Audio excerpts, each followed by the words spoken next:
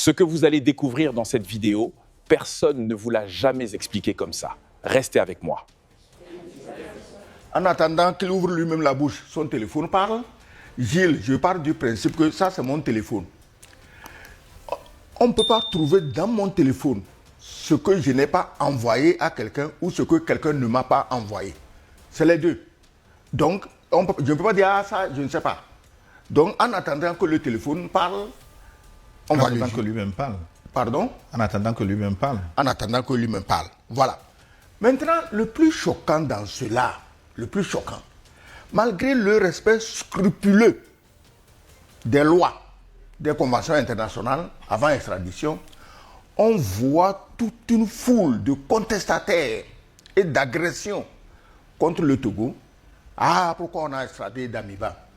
Et ce qui est surprenant, des pays qui ont toujours crié contre les coups d'État, ce qui est normal, personne ne veut un coup d'État, c'est eux qui disent, qui reprochent au Togo de n'avoir pas laissé Damiba aller jusqu'au bout de son coup d'État au Burkina Faso. Pourquoi on l'a extradé? Le Togo a extradé Damiba de la manière la plus légale possible. Il n'est pas normal que des gens qui, eux, ont l'habitude d'enlèvement de leurs adversaires politiques, je dis bien enlèvement, on envoie l'avion, on t'embarque Mani Militari, on te jette comme un sac de pommes de terre dans l'avion, on t'amène. Personne ne dit rien. Oui, mais les partisans de la non-extradition expliquent que je n'étais pas là. Paul-Henri Sandaogo Damiba aurait été remis au Togo en concertation avec la CEDEAO et que s'il devait être extradé, maintenant, aurait dû dire un petit mot. Oui, en concertation avec la CEDEAO. Est-ce que dans cette concertation avec la CEDEAO, il y avait un chapitre où Damiba avait le droit d'organiser des coups d'État à partir du territoire togolais? Est-ce qu'il y a ça? Si dans la concertation avec la CEDEAO, il y a un chapitre qui le dit, là, je vais condamner le Togo. Voilà, tu t'es entendu avec les autres que Damiba utilise ton territoire pour faire coup d'État, pourquoi tu l'as extradé? Je crois qu'il n'y avait pas un tel chapitre dans les concertations, les conciliabules. Et quand ça se passe, tu es ici, tu écoutes les gens, hein, c'est le Togo qu'on a incriminé. Ah, le Togo refuse d'extrader Damiba. Les gens disent même que c'est le président du conseil qui organise lui-même coup d'État au Burkina Faso. Les gens très informés, hein, ils disent, bon voilà. Donc c'est le Togo qui est incriminé. Et quand le Togo était incriminé, quand le nombre de fois où on a mis Damiba en garde, il a eu des mises en garde. Qu'est-ce que la CEDEAO a dit? Est-ce que tu as appris depuis 2024 ou 2023, quand on disait Damiba fait coup d'État, est-ce que tu as appris que la CEDEAO a dit à Damiba, mais fais attention, c'est avec notre concours que tu as trouvé une place au Togo. Donc tu ne peux pas nous trahir. Donc apparemment, la CEDEAO l'avait soutenu en préparation de coup d'État au Burkina parce que la CEDEAO n'aime pas les pays de l'AES. Alors, comment tu veux que le Togo se laisse prendre dans cette mélasse? Lequel des pays de la CEDEAO est venu dire au Togo, bon, donne-le nous? Même si on vous le donne, ce qu'il a déjà fait, il faut qu'on le juge pour ça. Je ne connais aucun des pays de la CEDEAO qui serait content d'apprendre qu'il y a un pays voisin chez qui des gens sont logés et qui organisent des coups d'État chez eux. Je ne connais aucun d'entre eux. Et c'est normal. Donc quand on me dit que non, c'est concertation avec la CEDEAO, première question, est-ce qu'il y avait une clause où Damiba, à partir du Togo, devait déstabiliser le Burkina? Non. Quand on a mis le président Damiba en garde, qu'est-ce que la CEDEAO a dit? Est-ce qu'elle est intervenue? Ou bien au niveau de Damiba directement, ou bien au niveau des responsables togolais pour dire, écoutez, nous vous soutenons, on ne va pas laisser Damiba salir votre nom. Non, au contraire, ils se sont même investis avec leurs communicants toxiques pour dire, ah, c'est le Togo même qui fait coup d'État. Le Togo vous prouve qu'il ne fait pas coup d'État. On l'a envoyé dans son téléphone, on va voir qu'est-ce qu'il a comploté avec le Togo. Et si on ne voit pas dans le téléphone, il parlera. Maintenant, c'est des gens qui, Damiba est assez à Lomé, et qui le manipulent à partir de Lomé pour faire coup d'État, c'est eux qui sont complètement paniqués. Ils sont paniqués parce que c'est que Damiba va parler. Le téléphone parle, Damiba lui-même parle. C'est eux qui sont paniqués. Ça veut dire que vous avez piégé votre collègue togolais en disant, écoutez, voici un cas social, recevez-le, assurez sa sécurité, juste pour l'utiliser à partir du Togo pour faire un coup d'État, pour que le Togo lui-même soit agressé. Comme ça, d'une pierre, je l'ai dit la dernière fois, vous avez fait 2 coups. Voilà. Je pense qu'il faut être vraiment clair, hein. On va revenir aux fondamentaux. En matière d'asile politique, le premier principe, c'est le devoir de réserve. c'est la neutralité. C'est que tu es en situation, tu deviens un cas social, on te récupère pour te sécuriser.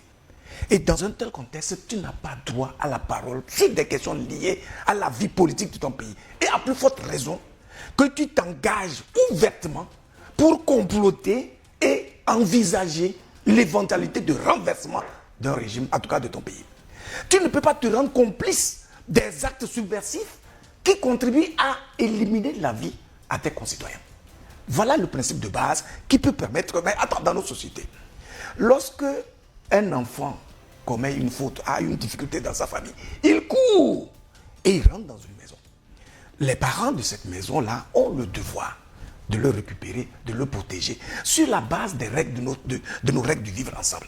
Et le parent va dire, non, laisse, il est déjà venu se réfugier chez moi, je m'occupe de lui, je vais le redresser, et puis voilà. Et donc, obliger cet enfant n'a plus le droit, depuis ma maison, de jeter des pierres, de lancer des pics, ou de faire quoi que ce soit qui compromettrait, moi, ma propre sécurité, et même ma crédibilité. Voilà le contexte. Et donc, si aujourd'hui, avec tout ce qui a été dit, par les autorités burkinabées, par les complices de Damiba, il est vraiment avéré que Damiba, depuis son refuge togolais, était devenu un acteur primordial et principal qui vise à déstabiliser l'État burkinabé.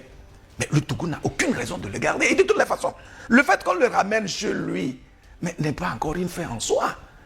Le Togo, dans son communiqué, a indiqué que l'État burkinabé a donné la garantie d'assurer justement ses droits et de lui garantir un procès équitable, et puis donc d'exclure l'éventualité de la peine de mort, etc. Donc ce sont des éléments qui convainquent justement l'État togolais, parce que justement c'est ce que l'État togolais lui garantissait ici.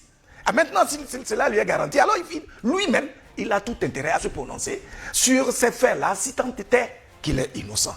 Il ne faudrait pas que les gens nous donnent le sentiment que oui, parce que tu as été un dirigeant, donc ta vie vaut largement plus que celle des autres citoyens qu'on tue chaque jour par ton axe, par tes œuvres, par tes plans conspirateurs qui visent à déstabiliser ton propre pays.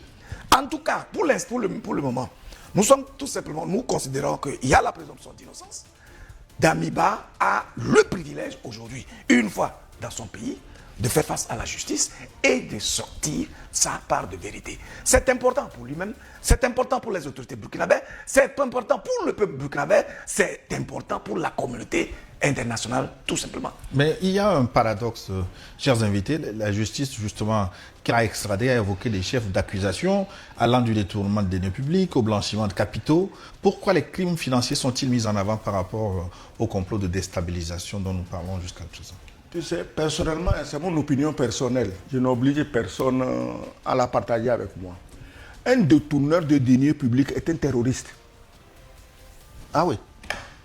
Le détourneur de deniers publics, c'est un terroriste. Parce que c'est lui qui contribue à appauvrir le pays, à appauvrir les populations, à les énerver, à les fâcher contre les régimes en place et un jour à prendre les armes contre les régimes en place. Donc, voler les milliards, on parle de milliards, on n'a pas parlé de l'argent du mouton de Tabaski, non, on parle de milliards. Donc, quand tu voles ces milliards, tu es un terroriste. C'est pas compliqué. Je crois que si on continue à prendre ces voleurs pour des hommes bien, on les enferme même pas. Le type vole le mouton ou la poule du voisin, on le met en prison. Lui, il a volé des milliards, il se pavane en ville. Non. Donc, si tu dis pourquoi cela est mêlé au sujet, c'est un terroriste. Voler l'argent, c'est du terrorisme. Non, je crois qu'ils n'ont pas donné une préséance au crime économique, c'est un listing.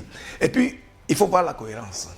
Si on dit par exemple détournement de fonds, crime économique, etc., oui, mais Damiba a dirigé le pays pendant 8 mois. Ça veut dire que c'est au cours de l'exercice du pouvoir que ces actes ont été commis, ces actes criminels, sabotant l'économie de son pays, ont été commis. Et donc, en partant de la base, ça veut dire qu'il a été auteur de la corruption, des détournements, avant qu'il ne soit en exil. Et maintenant, il incite à la commission des délits et des crimes, c'est-à-dire à la déstabilisation de son pays. Avec l'argent volé. Avec l'argent volé, justement. Donc, ça veut dire qu'il y a une cohérence dans ce qui a été évoqué, en tout état de cause. Un acte subversif, un détournement du denier public. On parle toujours du denier public. J'ai l'impression que les gens minimisent ce contexte-là.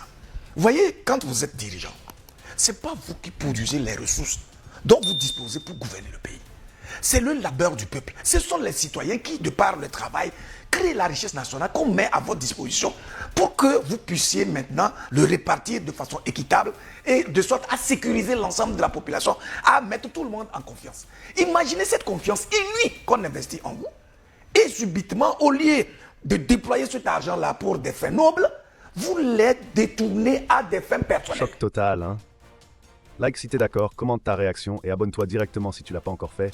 Active la cloche de notification parce que la prochaine va faire trembler l'Afrique entière. Info pointue, on lâche rien. À demain pour la suite.